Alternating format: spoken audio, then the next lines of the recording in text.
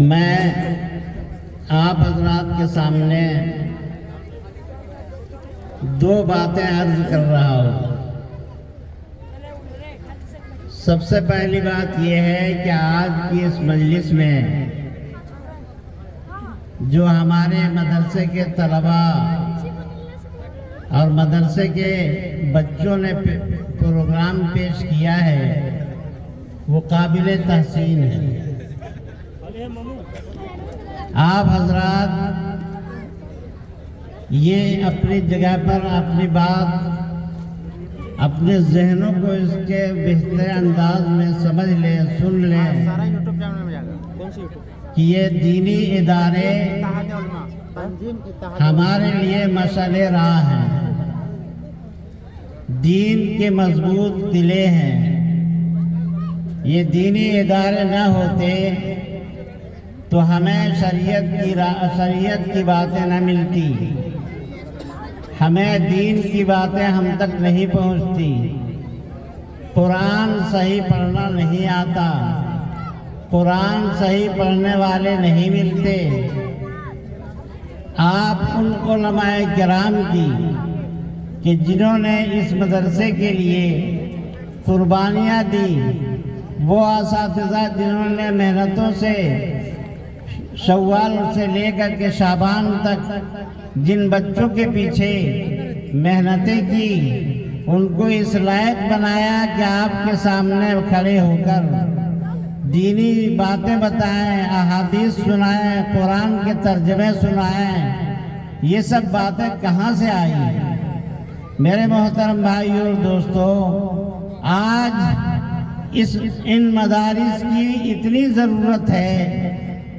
ضرورت ہے کہ بغیر اس کے ہماری فلاح اور کامیابی نہیں ہے۔ اور جو مدرسے خدمت انجام دے رہے ہیں، مدرسوں کا جو کام ہے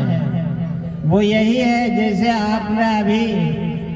جو حدیثیں سنانے والے بچوں نے سنایا کہ خیرکم من تعلم القرآن وعلمہ، سب سے بہتر وہ ہے جو قرآن کو سیکھے اور سکھائے۔ یہ قرآن کا سیکھنا اور سکھانا یہ ایسی چیز ہے جو آج اس کی قیمت ہمیں سمجھ میں نہیں آ رہی ہے، اس کی وقت ہمارے دلوں میں نہیں ہے، لیکن جب ہمارے سامنے وہ مرحلہ آئے گا، موت کا فرشتہ جب ہمارے سامنے آئے گا، ہماری روح جب قبض کر لی جائے گی، تو جس چیز کی ضرورت ہوگی وہ ہمارے سامنے ہوگی۔ بتایا جاتا ہے کہ سب سے بہتر وہ شخص ہے جس نے اس دنیا میں اپنے بعد صالح اولاد چھوڑا ہو۔ صالح اولاد کس کو کہتے ہیں؟ صالح اولاد اس کو کہتے ہیں کہ جو ماں باپ کے مرنے کے بعد، رشتہ داروں کے مرنے کے بعد ان کے لیے دعائے مغفرت کرے، قرآن پڑھ کے ان کے لیے ثواب بھیجے۔ ایک واقعہ آتا ہے کہ ایک شخص جو ہے وہ اس دنیا سے چلا گیا، لیکن جانے کے بعد اس کے پاس اللہ کے طرف سے، جیسے ہر انسان جو بھی ثواب بھیجتا ہے اپنے مردوں کے لیے، وہ اپنے اعتبار سے چن کر کے اپنے خوشی کا اظہار کرتے ہیں۔ ایک قبرستان میں ایسا شخص تھا جو ہر ہفتے میں ثواب چنتا تھا، اور وہ ایک مفلوق الحال آدمی جو کنارے بیٹھا ہوا تھا، اس کو کوئی پوچھنے والا نہیں تھا، اس کے پاس کوئی ذریعہ نہیں تھا، لیکن چند دنوں کے بعد، چند ہفتے کے بعد، جیسے اور لوگ ثواب حاصل کر رہے تھے اور اپنے ورثہ کے طرف سے جو ثواب مل رہا تھا اس میں خوشیاں منا رہے تھے، تو وہ شخص بھی اس میں شامل ہو گیا۔ تو لوگوں نے پوچھا کہ بڑی تعجب کی بات ہے کہ آج تک تو آپ کا معمول یہ تھا کہ آپ کھڑے ہو کر کے دیکھتے رہتے تھے، لیکن آج آپ کو دیکھ رہے ہیں کہ آپ خوشیوں میں شامل ہیں۔ تو اس شخص نے کہا کہ بھائی، آج تک میرے نام اعمال میں کوئی ثواب بھیجنے والا نہیں تھا، لیکن میری اولاد میں ایک ایسی اولاد تھی جو آج میرے نام پر اللہ کے راستے میں قرآن پڑھا اور قرآن پڑھنے کے بعد میرے لیے ایصال ثواب کیا ہے، جسے آج خوشی سے میں چن رہا ہوں۔ میرے بھائیوں، آپ اپنے ذہن میں اس بات کو بٹھا لیں کہ اگر یہ دینی ادارے نہیں قائم رہے، اگر خدا نخواستہ جو طوفان اس وقت برپا ہے، اللہ ہم سب کی حفاظت کرے اور ان مدارس کے بھرپور نصرتیں مدد فرمائے۔ ہمارا اور آپ کا کام یہ ہے کہ آپ اس کو بیکار نہیں سمجھیں،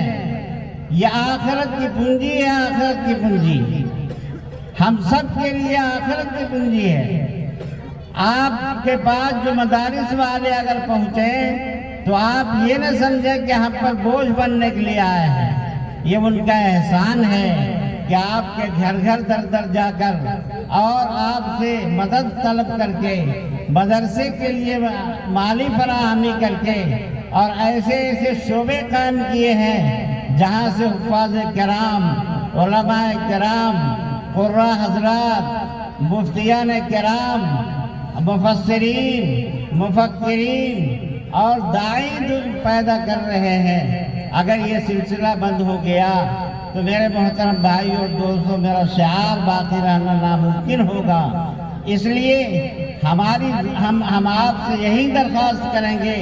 کہ ہم سب پوری توجہ کے ساتھ جتنے مدرسے جہاں جہاں قائم ہیں، مقامی طور پر جتنے لوگ یہاں موجود ہیں، علاقائی طور پر جو اس پروگرام میں شریک ہیں، جو دیکھ رہے ہیں اور سن رہے ہیں، اپنے دلوں میں ایک جذبہ اور شوق لے کر اپنے گھروں کو واپس جائیں کہ ہم ہر حال میں اس مدرسے کا بھرپور تعاون کریں گے، اس کی اعانت کریں گے اور قدم بقدم چل کر کے اس ادارے کو آگے بڑھانے کی فکر اور کوشش کریں گے۔ میرے محترم بھائیوں اور دوستوں، ہماری اور آپ کی بات اور ہماری اور آپ کی زندگی کا خلاصہ بس دو چیزوں پر ہے۔ دو چیزیں ایسی ہیں کہ جن چیزوں سے آدمی متاثر ہو کر اور ان چیزوں کو حاصل کر لیا تو میرے بھائی اس کے لیے بہتری یا اچھائی سمجھیے یا خرابی سمجھیے۔ سب سے پہلی چیز ہے کہ ہم سب کے دلوں میں ایک بری خصلت بنی ہوئی ہے، جس خصلت کی بنیاد میں ہر انسان تباہی کے گھاٹ اترا ہوا ہے، وہ ہے حب دنیا، دنیا کی محبت۔ دنیا ہمیشہ رہنے والی چیز نہیں ہے، دنیا ہمیں ایک دن چھوڑنا ہے، اور جس کے دل میں دنیا کی محبت بستی ہے، اللہ سے دوری پیدا ہوتی ہے، جناب محمد رسول اللہ صلی اللہ علیہ وسلم سے رفتہ رفتہ دوری پیدا ہوتی ہے، گناہوں کی طرف قدم بڑھتا ہے، نیکیوں سے محروم ہو جاتا ہے اور آخرت میں اس کے لیے وبال سر بن جاتا ہے۔ دوسری چیز ہے، پہلی چیز حب دنیا ہے اور دوسری چیز ہے کراہیت موت۔ آج ہر انسان، ہر مسلمان کے دل میں موت سے کراہیت ہے، خوف ہے، ڈر ہے۔ موت سے خوف ہے، ڈر ہے، ہر مسلمان اس سے ڈرتا ہے اور دنیا کا سارا انسان ڈرتا ہے۔ حالانکہ جتنے بھی انسان اس دنیا میں ہیں، چاہے وہ جس مذہب کا ماننے والا ہو، آج تک کسی بھی دنیا میں کسی بھی انسان کو اس سے مخالفت نہیں کیا یا اس سے انکار نہیں کیا۔ موت ہی ایک ایسی چیز ہے کہ پوری دنیا کا ہر انسان اس پر متفق ہے اور متحد ہے اور اس کو مانتا ہے۔ میرے بھائیوں، موت کے آنے سے پہلے اپنی تیاری کر لیں اور موت سے آنے سے پہلے آخرت کی فکر کر لیں۔ یہ انہیں چند جملوں کے ساتھ آخری گزارش میری یہ ہے، اور ہم ان اساتذہ کرام کا